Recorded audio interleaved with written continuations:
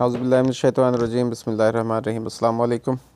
मैं सरफराज़ अहमद में आपकी खिदमत में हाज़िर हूँ और आज हमारा हिस्ट्री ऑफ मॉडर्न साइकोलॉजी के सिलसिले का अगला लेक्चर है और इसका जो टॉपिक है वो early diagnosis, explanation and treatment of mental illness है। इसमें किस तरह से डायग्नोसिस के हवाले से और एक्सप्लेनेशन ट्रीटमेंट के हवाले से जो मेंटल इलनेस की थी उनके बारे में क्या क्या कंट्रीब्यूशन किन किन लोगों ने दी, क्या क्या अजम्पशंस रहीं, कौन कौन से अप्रोचेस रहीं, उनके हवाले से हम बात करेंगे। तो आइए आज के लेक्चर का आगाज़ करते हैं। जो पुरानी टर्म्स यूज़ की जाती थी मेंटल इलनेस के हवाले से, उनका नई जो टर्म्स थी उनके साथ तकरीबन सेम मीनिंग्स थे, जिन्होंने उनको रिप्लेस किया। जैसे मैड जो था एक ओल्ड इंग्लिश वर्ड था और इसका मतलब इमोशनली जो डिरेंज्ड और जो एंशिएंट रूट्स से वो आई थी और जो इमोशनली डिस्टर्ब पर्सनस उनके लिए इस्तेमाल की जाती थी और इनका हार्ट इंसैनिटी के मीनिंग्स में आती थी। और जो इंसैनिटी का बेसिकली जो लफ्ज़ था उसका जो वर्ड है वो सैनस से निकला है, या फ्री फ्रॉम हार्ट या डिज़ीज़ जो था। और जो इनसेन है इसका मतलब जो है वो हार्ट और अनहेल्दी है, यानी सैनस से ये लफ्ज़ निकला इंसैन। इंसैन जो सैनस है वो फ्री फ्रॉम हार्ट या डिज़ीज़ से फ्री जो होता है उसके लिए इस्तेमाल किया जाता है। इनसेन जो है उस हार्ट और अनहेल्दी के लिए इस्तेमाल किया जाता है। ल्यूनेसी जो है वो रेफ़र करता है periodic nature of the many psychopathological जो कंडीशंस होती हैं। और परहैप्स जो इसका ओरिजिनली जो इंटेंटेड है वो है टू डिफरेंशिएट जो periodic madness from those in which the state was chronic और अनरिमिटिंग जो होती है, यानी जो क्रॉनिक कंडीशंस की हालत जो होती है उसके हवाले से। और जो मेनिया ये रेफ़र करता है एक्सेस ऑफ पैशन को या बिहेवियर को जो कि आउट ऑफ कंट्रोल होता है। और जो बिहेवियर और जो थॉट्स प्रोसेस होते हैं वो जब जो इसके जो कैरेक्टराइज़ करते हैं मेंटल इलनेस को, उनको एग्जामिन किया जाता है तो सेवरल जो रिकरिंग थीम जो हैं वो इसका एविडेंट बनते हैं। वो थीम्स कौन से थे उनके हवाले से हम बात करते हैं। एक्सप्लेनेशंस ऑफ मेंटल इलनेस के हवाले से बात करते हैं तो प्रपोज जो एक्सप्लेनेशन होती है मेंटल इलनेस की जो कि ऑफर्ड करती है थ्रू आउट हिस्ट्री, उनको थ्री जनरल कैटेगरीज़ के अंदर हम डिवाइड करते हैं। एक बायोलॉजिकल, एक साइकोलॉजिकल और एक जो है वो सुपरनैचुरल। जो बायोलॉजिकल एक्सप्लेनेशंस हैं वो जनरली बायोलॉजिकल एक्सप्लेनेशन जो एबनॉर्मल बिहेवियर की वो कॉन्स्टिट्यूट करती हैं medical model of mental illness को। ये जो मॉडल है वो अज्यूम करता है कि तमाम डिजीज़ जो हैं वो काज होती हैं malfunctioning of some aspects of the body को, और मेनली जो ब्रेन होता है उसको। तो द बॉडीली एबनॉर्मलिटीज़ जो कि काज करती है मेंटल इलनेस को वो इनहेरिटेड होती हैं, डायरेक्टली इनहेरिटेड होती हैं। और उनको सपोज की जाती थी कि वो जो है वो नेचुरल फूल्स जो हैं बेसिकली उनको या प्रीडिस्पोजिशंस टुवर्ड मेंटल इलनेस उसको जो कि कुड बी इनहेरिटेड। तो इन वन वे में हम और अनदर में जो कॉन्स्टिट्यूशनल फैक्टर्स हैं वो almost always been suggested as possible जो कॉजेज़ होती हैं वो मेंटल इलनेसेस के हवाले से उनको सजेस्ट करते हैं। जो साइकोलॉजिकल एक्सप्लेनेशंस हैं बेसिकली इसमें ये जो psychological model of mental illness है वो प्रपोज करता है कि जो साइकोलॉजिकल इवेंट्स होते हैं वो एबनॉर्मल बिहेवियर के कॉजेज़ होती हैं।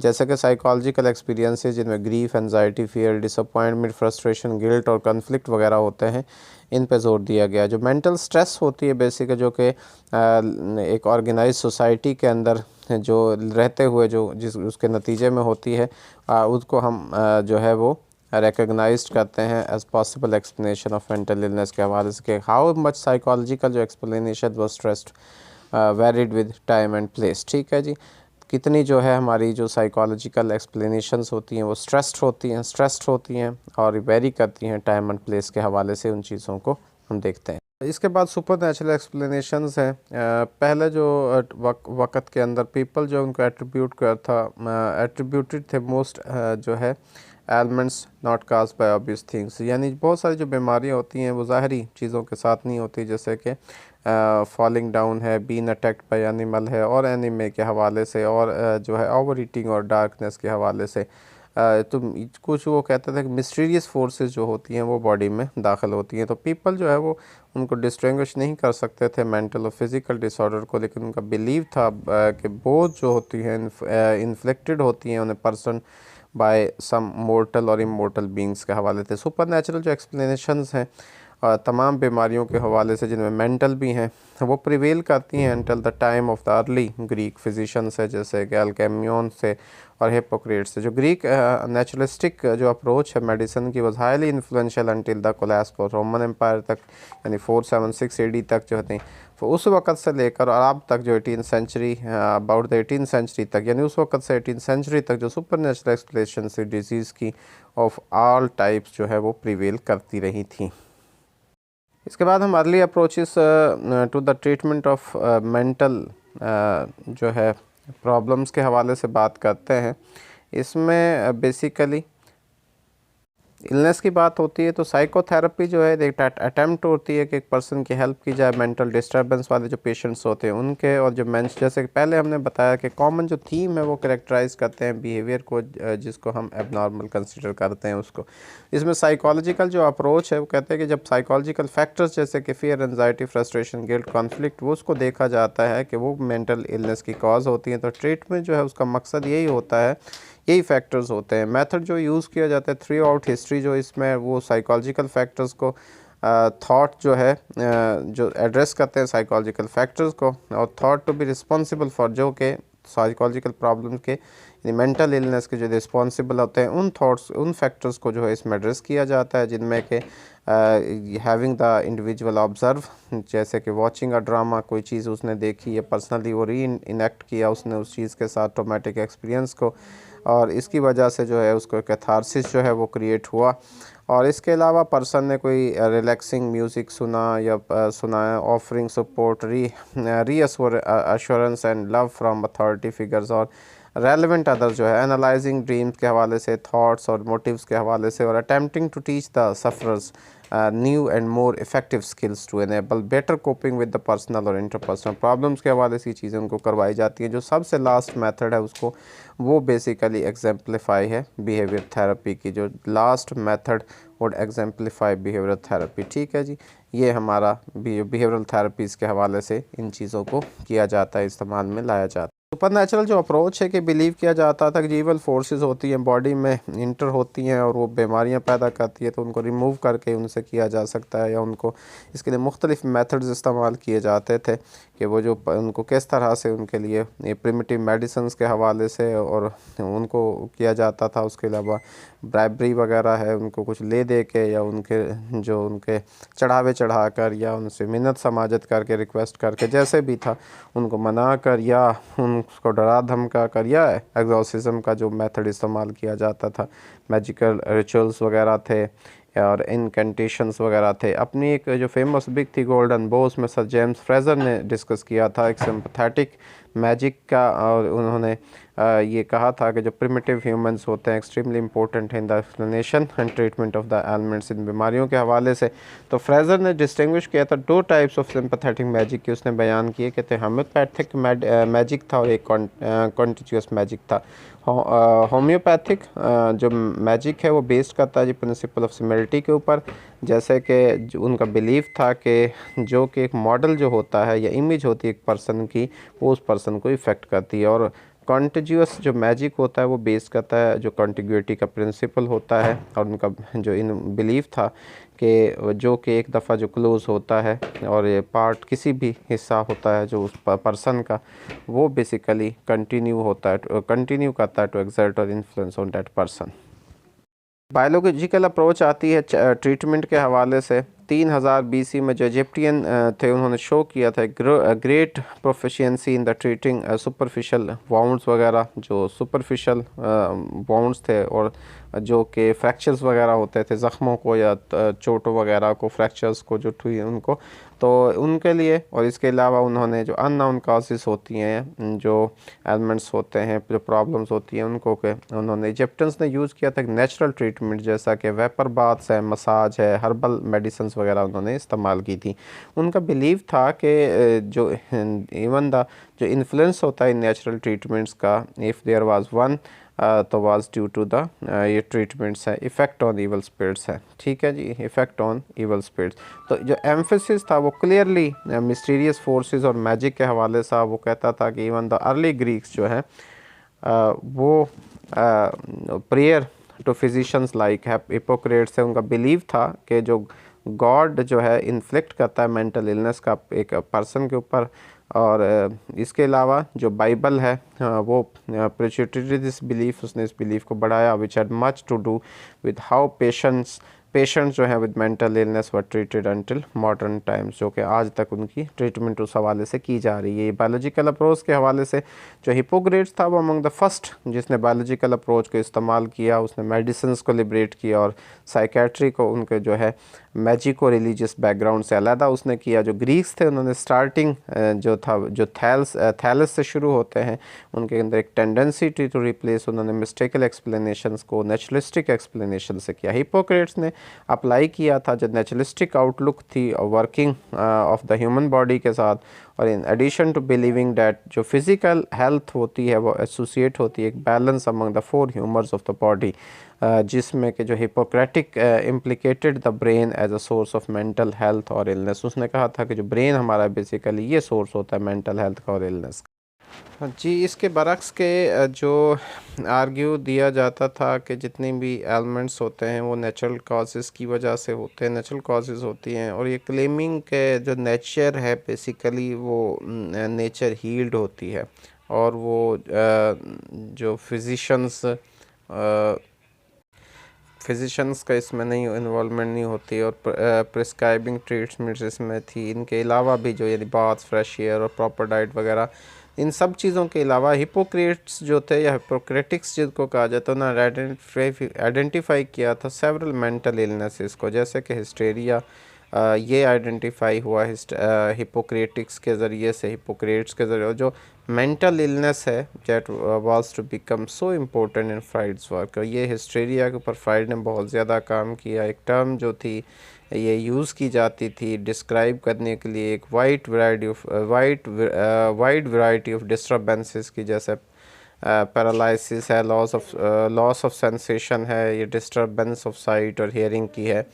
जो नेचुरलिस्टिक और ह्यूमन ट्रीटमेंट थी पेशेंट्स की, जो कि lasted through the time of gallon, यानी गैलन से वो शुरू किया और उसने परपिचुएटेड और एक्सटेंड किया जो हिपोक्रेटिक अप्रोच की मेडिसिन के हवाले से।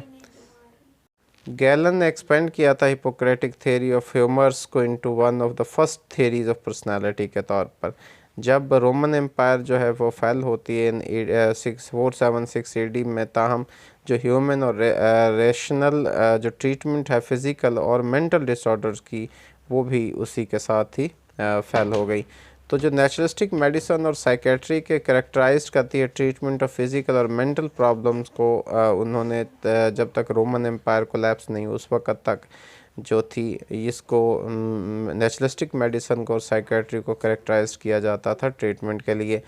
और जब रिग्रेशन होती है डेमोनोलॉजी की और मैजिक की, तो उससे पहले तो ड्यूरिंग द मिडल एज जब हम बात करते हैं तो स्पेशली रेनेसेंस के दौरान those with mental illness were believe to be possessed by evil spirits, और उन्हें हार्शली ट्रीट किया जाता था। लेकिन डार्क टाइम जो हिस्ट्री का डार्क टाइम है उसके दौरान जिनको मेंटल इलनेस होती थी, सम पीपल्स जो थे वो रिफ्यूज़ किया, उन्होंने इसको बिलीव करना कि जो एबनॉर्मल बिहेवियर है वो किसी जो पर्सन्स के अंदर डेमन्स या स्पिरिट्स और डेवल्स वगैरह के पोजेशन की वजह से ये होता है। तो कुछ लोगों ने उस वक़्त इसको यानी डार्क टाइम के अंदर हिस्ट्री में भी उन्होंने इसे रिफ्यूज़ किया था। 1883 में क्रेपलन ने समराइज़ किया तमाम कैटेगरीज़ को मेंटल इलनेस की जो उस वक़्त जानी जाती थी। उस वक़्त तो उसने अटैम्प्ट किया जो ओरिजिन बताया कि वेरियस डिसऑर्डर्स को और किस तरह से डिसऑर्डर जो इनको ट्रीट किया जा सकता है या करना चाहिए। तो क्रेपलन ने परफॉर्म किया था पायनियर जो सर्च था इन द फील्ड, और जिसको बाद में साइकोफार्माकोलॉजी कहा गया। और ये एक चार्टर मेंबर जो APA के थे अमेरिकन साइकोलॉजिकल एसोसिएशन के लाइटनर वेटमर्थ, उन्होंने एक ट्रेंड थे एक वॉन्टियन एक्सपेरिमेंटल साइकोलॉजिस्ट के तौर पर। उन्होंने उनको जो इंटरेस्ट था वो उन्होंने साइकोलॉजिकल प्रिंसिपल्स को लोगों के लिए इस्तेमाल किया। इन्होंने जो था क्लिनिकल साइकोलॉजी की जो टर्म थी उसको पहली दफ़ा इस्तेमाल किया। इन्होंने दुनिया की पहला साइकोलॉजिकल क्लिनिक जो है वो 1896 में जो है उन्होंने इस्टेब्लिश किया और एक फ़र्स्ट करिकुलम डिज़ाइन किया क्लिनिकल साइकोलॉजिस्ट को ट्रेन करने के लिए। उन्होंने फ़र्स्ट जर्नल जो है वो डायग्नोसिस और ट्रीटमेंट ऑफ मेंटल इलनेस के लिए वो जर्नल जो है वो डिवोट किया। और मिड 19th सेंचुरी तक जो है मेडिकल मॉडल ऑफ इलनेस के बोथ फिज़िकल और मेंटल जो है वो प्रिवेल्ड किया और ये जो है रोमन एम्पायर के कोलैप्स तक रहा। जो प्रेवलेंस थी मेडिकल मॉडल की वो डिस्कर्ज किया उसने एक search for the psychological causes of mental illness, क्योंकि ये ख्याल किया जाता था कि ये इस तरह की जो सर्च है वो एग्जाम्प्लीफाइड करती है एक रिटर्न के वो दोबारा डेमनोलॉजी की तरफ वापस जाने को। आल्दो जो साइकोलॉजिकल एक्सप्लेनेशन थी मेंटल इलनेस की वो मोर रिस्पेक्टेबल थी, लेकिन एक उधर टेंशन थी उनको एक्सेप्ट करने के हवाले से मेडिकल मॉडल को और जो साइकोलॉजिकल मॉडल को एक्सेप्ट करते थे उनके दरमियान। तो सेस्ट जो था उसने कंटेंट किया था कि जो मेंटल इलनेस है वो मिथ है, क्योंकि इसकी कोई ऑर्गेनिक बेस नहीं है। उसके नज़दीक वो जिसको उसने मेंटल इलनेस कहा वो मोर एक्यूरेटली उसने डिस्क्राइब किया कि एक प्रॉब्लम है लिविंग के अंदर और जो इंडिविजुअल हैं उनको उनकी ज़िम्मेदारी है कि वो अपनी इन प्रॉब्लम्स को जो है वो सॉल्व करें, बल्कि उन्हें बजाय उनको सम इलनेस या डिज़ीज़ जो है वो एट्रीब्यूट करने के। द वर्क है जो मैस्मर का एक उन्होंने क्रूशल रोल ट्रांजिशन के अंदर जो है उसने अहम किरदार अदा किया। जो ट्रांजिशन थी ऑब्जेक्टिव साइकोलॉजिकल एक्सप्लेनेशन के हवाले से मेंटल इलनेस की, तो मेज़मर जो था उसका बिलीव था कि जो फिज़िकल और मेंटल जो डिसऑर्डर हैं वो काज्ड होते हैं by uneven distribution of animal magnetism in the patient's body. ठीक है जी, जो एक मैग्नेटिज्म जो सिस्टम है इंसान ह्यूमन की बॉडी के अंदर या एनिमल्स की बॉडी के अंदर, उसका बिलीव था कि कुछ अफराद होते हैं जिनके अंदर स्ट्रॉन्गर जो मैग्नेटिक फोर्सेस फील्ड्स होती हैं दूसरे लोगों की निस्बत, लेकिन जो और वो नेचुरल जो है उनके हीलर्स होते हैं, यानी कुदरती तौर पर उनको हासिल करते हैं। तो मैज़मर ने कंटेंट किया कि जो उसकी जो एक्स्ट्रा ऑर्डिनरी पावर्स होती हैं अगर हम इनको डिस्ट्रीब्यूट कर सकें मैग्नेटिक फील्ड्स के इन मैग्नेटिक फील्ड्स को हम डिस्ट्रीब्यूट कर सकें तो क्लाइंट्स के अंदर और उनको हम क्योर कर सकते हैं, उनका इलाज करते हैं। बाद में जिसको हमने जो है कॉन्टेजियन इफ़ेक्ट का नाम दिया, तो कुछ जो मैज़मर के क्लाइंट्स थे वो आसानी के साथ उनको क्योर किया जाता था ग्रुप के अंदर इंडिविजुअली के बजाय, इनफरादी तौर के बजाय उनको ग्रुप में जो सिस्टमेटिकली स्टडी किया हाइप्नोसिस को स्टडी करना था और अटैम्प्ट करना था to explain it as a biological phenomena. तो यानी जो सिस्टमेटिकली हाइप्नोसिस को स्टडी करना और अटैम्प्ट करना to explain it as a biological phenomena, तो उसके लिए ब्रैड ने एक ग्रेटली रिस्पेक्टेबिलिटी मेडिकल कम्युनिटी के अंदर हासिल की। तो जो मेंबर्स थे नैन्सी स्कूल्स के, उनका बिलीव था कि तमाम जो ह्यूमंस हैं मोर और लेस जो है वो सजेस्टेबल हैं और देयर फॉर उनको वो हाइप्नोटाइजेबल हैं, उनको हाइप्नोटाइज किया जा सकता है। तो शारकोट जो था इन कंट्रास्ट उसका बिलीव था कि ओनली जो हिस्टेरिक्स हैं वो हाइप्नोटाइजेबल हैं, उनको हाइप्नोटाइज किया जा सकता है। दूसरे जो फिजिशंस हैं इस दिन के उस वक़्त के, उनके अलावा शारकोट ने हिस्टीरिया को ट्रीट किया एज अ रियल और rather than an imagined illness, उसको रियल इलनेस के तौर पर उसको जो है वो ट्रीट किया। तो शारकोट ने थ्योराइज्ड किया था, यानी उनका नज़रिया ये था कि जो ट्रॉमेटिक एक्सपीरियंसेस जो होते हैं वो आइडिया को काज करते हैं और वो एसोसिएट होते हैं हमारे कॉन्शियसनेस के साथ और फिर वो एक रैशनल जो है कंसिड्रेशन जो है वो बना देते हैं, उनकी शक्ल इख्तियार कर लेते हैं।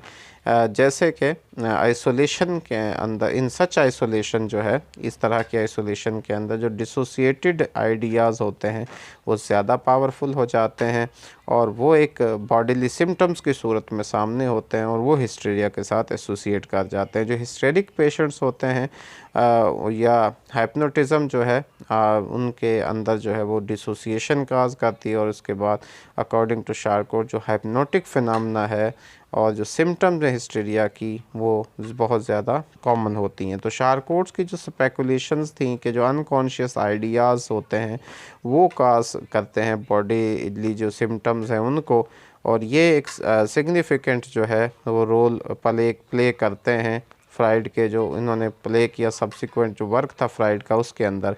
शारकोट की तरह जेने जो था उसकी बिलीव था कि जो एस्पेक्ट्स होते हैं पर्सनालिटी को, जैसे कि ट्रॉमेटिक मेमोरीज़ होती हैं, वो डिसोसिएटेड फॉर्म की सूरत में जो है बाकी हमारी पर्सनालिटी के अंदर मौजूद होती हैं, और ये जो डिसोसिएशंस होती हैं एक्सप्लेन करती हैं हिस्टेरिकल सिम्टम्स को और हिप्नोटिक फिनोमेना को। तो जेनिक फाउंड की उन्होंने बताया है, उन्होंने फाउंड किया कि अक्सर जो है जब एक पेशेंट अवेयर होता है और डील करता है एसोसिएटेड अपनी जो है एक डिसोसिएटेड मेमोरी के साथ, तो उसकी जो हिस्टेरिकल सिम्टम्स हैं उनको हम इम्प्रूव कर सकते हैं। यानी हमें जब एक इंसान अपनी डिसोसिएटिव मेमोरी के साथ डील करेगा तो उसके अंदर जो हिस्टेरिकल सिम्टम्स होती हैं वो इम्प्रूव होंगी। तो ये तो था जी आज का हमारा लेक्चर, जो कि हमने आपके सामने डिस्कस किया और आपको मुख्तलिफ़ चीज़ें जो कि अर्ली एक्सप्लेनेशंस थी या डायग्नोसिस थी और ट्रीटमेंट ऑफ मेंटल इलनेस के हवाले से मुख्तलिफ़ जो इसमें साइकोलॉजिस्ट थे, फिजिस्ट थे, उनके हमने फिजिशंस थे उनके कारनामा आपके सामने बयान किए। इसमें बहुत सारी चीज़ें नई भी आई, वो भी आपको सीखने का मौका मिला, उनको भी ज़रूर सीखिएगा, समझिएगा कि पहली क्लिनिकल लैब कब किसने बनाई, क्लिनिक किसने बनाया, और पहली जो थी वो तो क्लिनिकल साइकोलॉजी की टर्म किसने यूज़ की, ठीक है। लेटनर विटमर कौन था, ठीक है। साइको फार्माकोलॉजी किसने जो है वो टर्म यूज़ की, किसने उसको इंट्रोड्यूस करवाया, कौन सा जर्नल जो था वो फर्स्ट किसने दिया, ये सारी आपको मुख्तलिफ़ चीज़ों के बारे में नई जो इन्फॉर्मेशन पढ़नी। तो उम्मीद है कि आपको ये क्लियर हो गए होंगे कॉन्सेप्ट। अल्लाह ताला से दुआ है कि अल्लाह ताला आपको कामयाबियाँ अता फ़रमाए, अल्लाह ताला आपकी ज़िंदगी में आसानी नसीब फ़रमाए और आसानी तकसीम करने की तौफ़ीक नसीब फ़रमाए। आपको बहुत शुक्रिया। अल्लाह।